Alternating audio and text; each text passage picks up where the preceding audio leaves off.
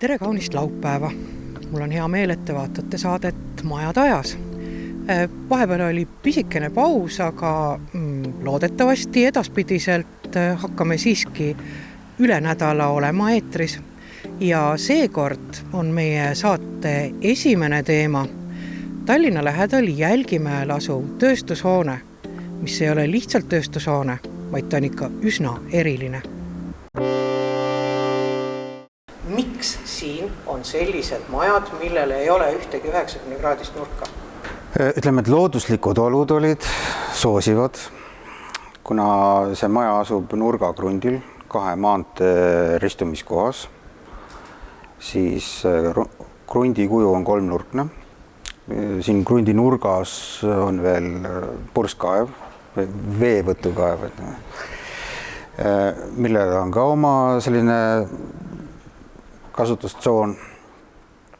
Ja sealt tulid tegelikult piirid, pandi meil paika ja tellija soovis võimalikult maksimaalselt kogu ehitusolevust pinda ära kasutada, et me seda krundi kuju väga palju ei muutnudki. Ja sellest tulenevalt hakkasidki tekkima siis meil 3-nurgad, rombid ja sealt kanduski edasi siis meie arhitektuurne idee ja mõte. Kõige esimene postulaat oli see, et kuna on plastikettevõte, et siis võiks olla see maja nagu plastiline, voolav. Ja ütleme, see oli meie kogu selle eskiisi lähtepoint ja selle tõttu tulidki siis kokku see krundi planeering, mis on nagu lõigatud nurkadega, teravikud ja siis see plastiline vorm, mis siis nagu katab kogu seda hoone nagu mahtu, Kujundlikult võib tuua paralleeli plastikkarbiga, kui see keerata tagurpidi, millel on siis kergelt juba kaldu küljed, kumerad nurgad ja sealt edasi siis seda deformeerides, lõigates, natuke hullates vormiga oleme nagu jõudnud selleni. Ega see protsess oli ka selline suhteliselt vaba, jah? Ta nagu jätkus, et mingil hetkel oli üks idee, siis sealt arenes see edasi, et see ei olnudki päris nii, et kohe alguses oli see mõte olemas. Ta on hästi palju nagu evolutsiooniline, et on nagu välja kujunenud ja nagu, kuna meil oli suhteliselt palju vaba aega, see oli vist 2011-2012 sinna. Ja tellija oli ka sellise suhtumisega, et tal on mingisugune nägemus, et ta tahab kunagi siia midagi teha, ja siis oli suhteliselt vabad käed, et mingisuguseid tellijapoolseid tingimusi kui selliseid ei olnud. Ja samuti ei olnud ka niisugust ehitajat või keegi, kes oleks mingisuguseid tehnilisi piiranguid ette panna. Et siis eskiis valmiski lõplikult valmis, alles siis läks nagu kogu protsess edasi. Aga kuna see on sellist tüüpi maja, et kas maja oli nagu sellises situatsioonis, et kas on jah või ei, et kas ta jääb sellisena või siis tuleb midagi muud teha. Kui plaanilaheduselt vaadata, siis esimene maja tundub nagu keerulisem. Siin on 3 nurk ja ära lõigatud nurgad ja ühed ruumid on 1 nurga all, teise nurga all, aga siis see teine maja, seal on peaaegu ideaalne romb 45 kraadi all ja siis me mõtlesime, teeme lihtsa maja. Niisuguse tavalise, mis lõpuks selgus, et tegelikult see ei olnudki nii lihtne, et tegelikult tehnilised lahendused sellise rombi vormi juures on märksa keerulisemad kui 4-kandilise maja puhul. Uue maja, selle teise maja poole pealt, seal insener juba ise tegi 3D-s ja seal tegelikult, et see konstruktsioon on nagu ise ka juba element, ja kuna kõik on nagu nähtaval, et siis seal tehti kõik detailid 3D-s läbi ja ta põhimõtteliselt toodi tehasest ja pandi nagu Lego kokku. Et seal võib-olla mõned elemendid olid, mis keevitati koha peale. Kuigi siin käis kõik nagu suhteliselt esimeses majas, kes siis suhteliselt niimoodi, et ehitaja ehitas väga palju koha peale. Aga teine oli selles suhtes, lõikas mõõtu ja keevitas, aga kõrvalmaja on kõik monteeritav, et tegelikult seal on monteeritavad liidete puhul tegelikult see viga saab olla mõni millimeeter ainult, et lihtsalt muidu ei lähe need poldi kohalt õige koha peal kokku. Aga pluss oli see, et võib-olla projekteerimise staadiumis võttis see rohkem aega, aga tegelikult see ehitusprotsess oli jällegi selle võrra lühem, et tegelikult need detailid olid valmis ja see monteeriti, see andis nagu väga kiire tulemuse.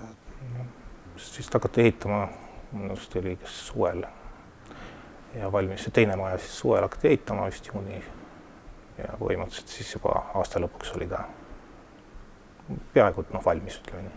noh, siin on ka palju arhitektuurseid lahendusi tegelikult, mis on andnud sellega siselahendusele nagu võtmed kätte, et nagu siin selja taga olevas aatriumis, et ka niisugused avatud valgusküllased ruumid või kus ei ole niisuguseid kitsaid koridore nagu tavaliselt kontorihoonetes või ja rolli mängis ka ümbritsev loodus, et üks asi on see, et me tegime ka kontrastis loodusega, kui me aknast välja vaatame, näeme ainult männimetsa ja põlde ja kusjuures suvel söövad lambad siin kõrval, et siin tekib niisugune huvitav nihestatus, et sa vaatad tootmishoone liini vahelt aknast välja ja sa näed seal lambaid karjamaa peal, et ja noh, ütleme, et see ümbrus on nii kaunis, et me ka siselahenduse puhul ütlesime seda nii-öelda nagu orgaaniliselt ühendada, et siin on väga palju klaaspindasid kontori osas ja et sulandada kokku selle loodusega. Aga no ütleme, et ega sellega oligi see, et me läksime nagu ideega lõpuni, et üks on see, et sa teed küll arhitektuurse lahenduse, aga siis paned sinna sisse nagu tavalise mööbli, et noh, kui ma seda plaani peal välja joonistasin, no see tundus nagu, see üldse ei sobinud, see oli nagu vale. Et isegi kui ma tegin arhitektuurseid plaane ja joonistasin nagu ukse avanemise, nii-öelda nagu ukse sümbolit tehakse, kaarek ja 90 kraadi, no see oli nii vale, et tegelikult kõik need ukse nurgad on mul ka plaani peal nii-öelda vastavalt siis seinte nurkadele paralleelselt, et ja ega projekteerimise alguses oli ka see, et kui meil oli enam-vähem eskiis valmis, me siis tutvustasime oma ideed ehitajatele ja konstruktoritele ja võtame sellised mõtted ja ideed ja näitame siis neid jooniseid ja siis koosoleku lõpus siis keegi küsib, et kõik on nagu tore, et olete niisuguse ilusa esitlusmaterjali teinud ja 3D pildid ja ka plaanidega olete vaeva näinud, et värvilised ja tundub, et need on ka nagu sellised aksanomeetrias või nagu 3D-s vaadatuna ja et me tahaks nüüd neid päris õigeid jooniseid ka saada. Mõtlesin, et ei, et need ongi õiged joonised, see plaan ei ole aksanomeetrias, see ei ole perspektiivvaade, et sellel majal ongi kõik ruumid rombikujulised. Ja siis oli väike siuke vaikus ja mõmin ja kohe hakati kalkuleerima ümber oma eelmisi arvutusi ja otsuseid, et tegelikult see kõik on palju keerulisem ja raskem, kui esmapilgul nagu tundus. Ütleme, et ega siin on nii palju niisuguseid ootamatuid rakursse, mida nagu tegelikult tegemise aeg me ju ei pane tähele ja väga palju läbi nagu ei tööta ka kõik, aga ütleme, kui siin nagu ringi vaadata, et siis see kõik ikkagi töötab selle idee ja mõtte kasuks. Mõni asi võib-olla jah, tõesti jätab sellise mulje, mis on otse, et äkki on viltu, aga et see on see inimese silma ja selle loogikat me eeldame, et asjad on nagu otse, aga tegelikult nii see ei ole. Aga see on nagu ka stiili ja vormi küsimus, et kui hakkad plastilist asja tegema ja meil oli ka mingeid variante, kus alguses näiteks need välisseinad olid sirged. Ja näiteks, et alustasime sellest, et meil olid ainult need räästanurgad olid kumerad. Ja see tundus nagu imelik, et tegelikult sellise plastilisuse lisamiseks või dünaamika andmiseks oli vaja, et need seinad on ka kaldu ikkagi natukene. Ja nüüd tekibki selline olukord, kus on siis nii-öelda selle ehitaja konstruktori õudusunenägu, kus plaaniliselt on ruumi trombikujuga. See tähendab seda, et seinad on nurga all. Välissein on kaldu, seal tekib ühinemine kaldu seina ja selle viltuse seinaga ja veel nii-öelda räästa lahenduses, kus sinna lisandub veel kumernurk, nii et seal on 3 elementi koos, mis on vormiliselt väga keeruline sõlmkoht. Ütleme, et ega me igapäevaselt ei tee ka tööstushooned, et tegelikult see on meil väike kõrvalpõige ja eks me oleme iseenda jaoks selle teema nagu huvitavamaks teinud, et võib-olla sellist tavalist neljakandilist tootmishoonet nagu ei oleks nagu nii ambitsioonikas nagu teha või et siin me oleme enda lihtsalt elu huvitavamaks ja samas ka muidugi raskeks teinud. Et siin kõige keerulisem jääda järjekindlalt ja kõikides detailides nagu lõpuni seda ajada, sest kogu aeg puhamise etapil või tasemel taheti kuidagi seda asja nagu sirgeks jälle tõmmata, et noh, mingi toru ikkagi punktist A punkti B ikka võimalikult otse viia, aga noh, tegelikult siin on kõik asjad peavad nagu samas võtmes olema, et selles mõttes ka kõik igasugused põrandamaterjalide suunad ja vot seesama erimööbli kavandamine, et ka kontorilauad on rombikujulised ja noh, et noh, selles me püüdsime kuni lõpuni välja minna. Mis firma see selline on, kes tahtis endale niisugust ehk kahte niisugust põnevat maja? Jaa, et meie ettevõtte Estpak Plastik on tegelenud plastpakendite tootmisega juba 19 aastat ja toodame neid peamiselt ja ainult toiduainete tööstuse tarvis. Ja selles tööstuses, nagu tänapäeva tootmises ikka, et olla edukas, siis sa pead olema innovatiivne ja kui me selle otsuse vastu võtsime aastad tagasi, et Hiiumaalt mandrile ära kolida, siis oli ka meie mõte, et see tootmishoone kui selline peaks olema samamoodi innovatiivne oma nii-öelda sisult kui ka välimuselt. Kas siia tuli see, küsin vahele, Hiiumaa huumor ka vahele või? Eks see huumor peab ikka käima kaasas, et ilma on meil natuke liiga pime ja hall siin kogu aeg.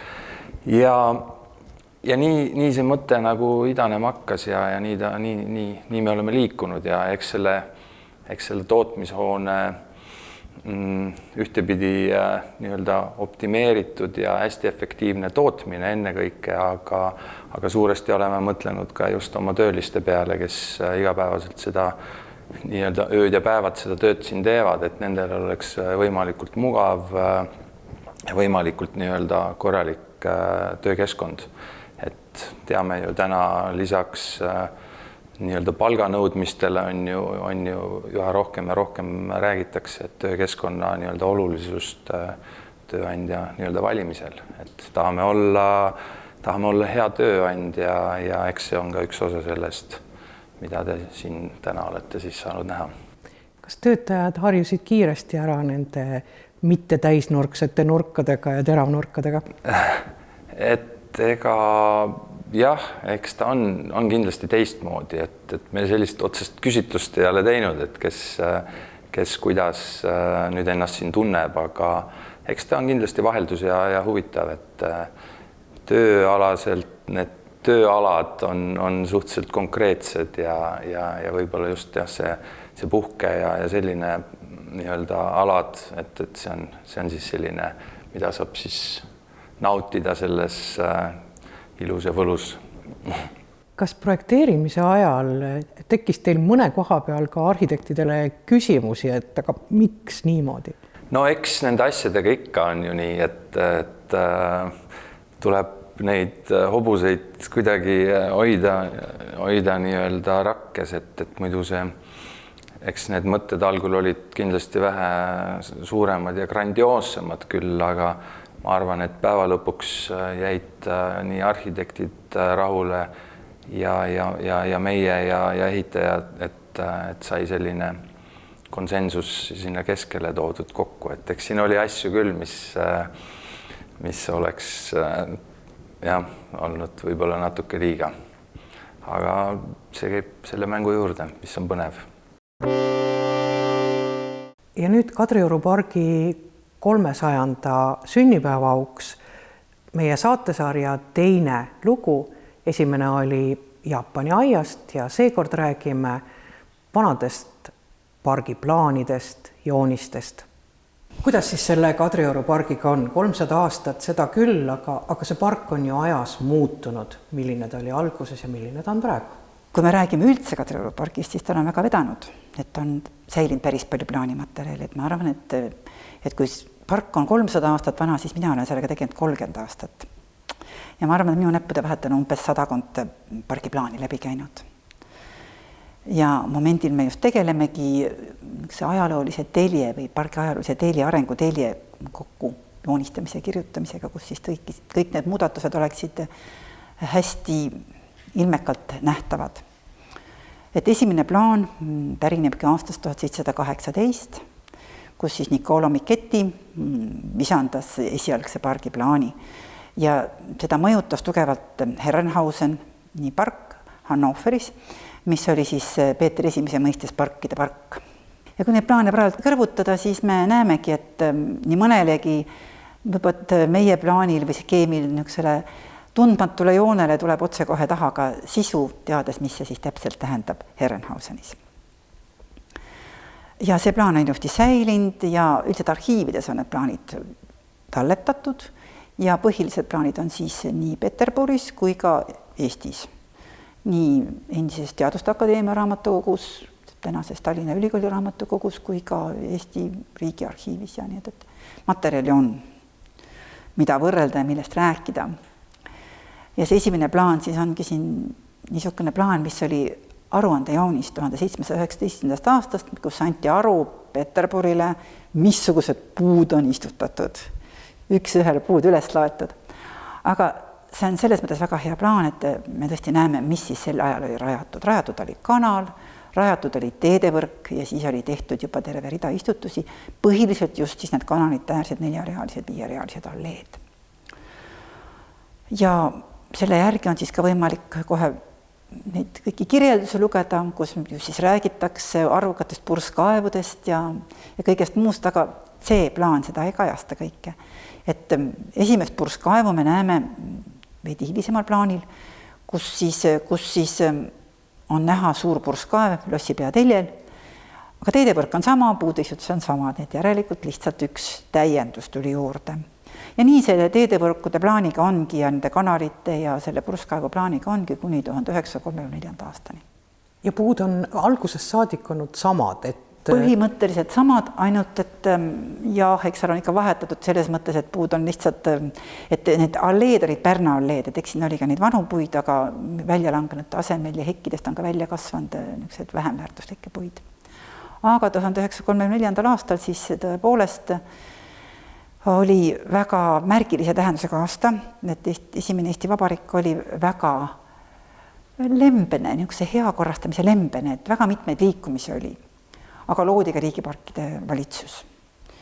Ja mis siis määras ära meie arvukatest parkidest, mida oli ju tuhandeid, valis välja niisugused top pargid, üks oli Kadriorg, üks oli Keila, üks oli Toilaru park ja üks oli siis Pühajärve park, et oli top 4, mida siis riik tõepoolest, mille eest riik hea seisis, et oleksid vahendid nende parkide korrastamiseks. Aga korrastamine tähendas Kadrioru puhul ka siiski seda, et natuke lihtsustati tema kujundust, et osa teid mätastati ja kanalitesse paigaldati osaliselt nagu uuele kantselihoonele vajalikku drenaaži ja kanalit ja ühesõnaga, et teda natuke ka lihtsustati, aga niimoodi ruumilises mõttes ta säilis. Et see on selles mõttes, et ikkagi see avatud, suletud niisugused suured plaanid säilisid samal ajal, millega praegult maadleb täpselt samuti Herrenhausen, on siis endistes boskettides olevad kasvanud suured puud, mis on ülisuureks kasvanud. Et mul on õnnestunud ka Herrenhausenis professor Hennepoga, kes on Euroopa parkide parim asjatundja, omal ajal oli, käia ringi, kus ta siis ka ahastas nende välja kasvanud boskettide pärast, mis meid ka siin valitsevad. Et tähendab, barokne ruum kui niisugune on ikkagi barokse siseruumi, välisruum on siseruumi üks osa. Et ta täiendas ja andis õige proportsiooni ja me oleme ka Michetti plaani siin analüüsinud ja tegelikult on ta täiesti adekvaatselt kuldlõikeline kõikide oma teedevõrkude ja kõikide oma istutuste ja avatud suletud ruumide vahekorras. Nii et nii nagu maailma suured pargid, ta on küll väiksem, aga see kuldlõikeline proportsioon on siiski säilinud, nii et selles mõttes, mis pidi näha olema lossi akendest, see täpselt nii taga oli, et esialgu oli park muidugi puud väiksed, madalad, oli ta nagu avatum, aga nüüd on ta liiga kokku kasvanud, tähendab, et ta on nagu sulgenud kõik vaatad ja need ruumid on nagu, see ei tohiks olla nii, et me ei leia enam lossi üleski. Aga kas nüüd ongi see, et me kohe tulevad ju rohelised kannule, et kui Kadrioru pargis midagi maha võetakse, et tegelikult on see ju üks pargi arengu loomulik osa, et mingil hetkel tuleb ju vanad puud maha võtta või vähemasti neid pügada. Jah, tähendab, ütleme nüüd seda, et üks parim näite, keda just ICOMOS spetsialistid mul soovitasid järgida ja silmas pidada, kuidas toimub ühe pargi rekonstrueerimine või taastamine on Drottningholm. et kui meie niisugune ideoloogiline või meie nagu kujunduslik osa on ikkagi, ütleme Herrenhausen pluss siis ütleme Strelna ja Peterhof ja suveaed, siis niisugune inimeste selgitamine, mis toimub kõige paremini just Drottningholmis. Et nemad siin ka peaaegu 50 aastat juba oma boskettide ja partnerite ja kõigega tegelevad, puud märgitakse ära ja samuti just, et missugune osa on kõige halvemas seisundis, mis vajavad kõige kiiremini vahetamist, need märgistatakse ära ja inimesed siis saavad nendega nagu hüvasti jätta ja siis asendatakse need puud ja seal kõrval on ka puu, näitatakse ära, kui suure puuga, millise puuga see asendatakse ja kõige viimane, mida nad teevad, on siis lossi esised partnerid. Nii et selles mõttes, et nad on väga hea näide, kuidas ühes äärmiselt demokraatlikus riigis tegelikult asjad tegelikult on võimalik ajada ka demokraatlikult korda. Nii et ka vanad plaanid ja kogu see informatsioon tegelikult aitab praegu täpselt samamoodi kaasa Kadrioru pargi arengule. Absoluutselt ja tähendab, me näeme just seda nüüd jälle veel kord nagu pöörduda tagasi Firenze harta poole, et siis tegelikult ei tohiks ühtegi kihistust teisele nagu eelistada. Aga talumine aed on suhteliselt terviklikult, vähemalt ruumiliselt on ta terviklikult säilinud. Ka põhiline teedevõrk on siiski hoomatav, et kuigi seal nüüd vahepeal natuke on mätastatud, aga sellegi poolest see teedevõrk ja teljelisus, et kui me praegu seda analüüsime, siis need on täiesti säilinud. Ka see suur purskkaev on maapõues täiesti olemas. Nii et ta tehti küll väiksemaks ja seal 30. aastal ta kuju muudeti, aga kui nüüd tehti uuringuid ja arheoloogiat, siis me näeme neid vorme seal, et see on täiesti olemas ja kui me vaatame neid juba tõesti 18. sajandi alguse plaani kuni 21. sajandi välja, siis see on kõik näha, et see sama purskkaev on seal tõesti täpselt nii olnud. Nii et selles mõttes on väga hästi võimalik selgeks teha, et mis rajati, mis võis olla ainult unistus, et kastellaanid, kes siin neid asju korraldasid, nad olid siis Peterburi õukonna teenistuses, aga nad olid koha peal, nad juhtisid nii ehitustööd kui ka kujundustööd, kui ka remonditööd ja nende kohustus oli ka plaane vormistada, aga ka projektplaane. Et me näeme päris hästi, et mis on nagu olemas olnud ja missugused muudatused on tehtud ja et selles mõttes see on väga adekvaatne plaanimaterjal ja selle materjali põhjal on võimalik ka niisuguseid otsuseid teha, et mida üldse on võimalik, et meil ei läheks asi käest niisuguseks eklektiliseks. Et me saame siiski toetuda nendele plaanimaterjali töötada, mis siis on nagu tõde ja mis oleks nagu oletus. Näiteks, mida me kindlasti ei tea, on majaesised partnerid, meil on küll kirjeldused, et majad esistes partnerites oli 10-osaline, aga me ei oska öelda, me näeme ka plaanid, et kord on ta ühes suuruses, on seda läinud suuremaks. Et kui meil Ülemise aia kohta oli päris hea plaanimaterjal, aga seal oli jälle, et selle esimese partneri osas oli nagu puudus taimmaterjal, siis teise osas oli meil siiski põhimõtteline taimmaterjal, kui oleme, et me läksimegi sellesse hilisemasse plaani külge, siis siin see materjal puudub, et me teame, et see oli avatud ala, et oleks õige ta säilitada avatud avana, sest see töötab koos lossiga, et loss vajab sellist õhuruumi enda ees. Et ta omal ajal oli lilleline ja ta oli nagu tükike vaipa, mida oli aknast tore vaadata, kui sa siis seal pidutsesid, aga antud juhul ta siis tegelikult peaks olema ikkagi kindlasti avatud ruum. Et mitte lossi proportsiooni mitte kahjustada või seda ruumi vajadust. Selline oli saade uuest arhitektuurist ja vanast Kadrioru pargist. Kui kõik hästi läheb, kohtume 2 nädala pärast. Seniks ilusat nädalavahetust ja peatse taas kohtumiseni.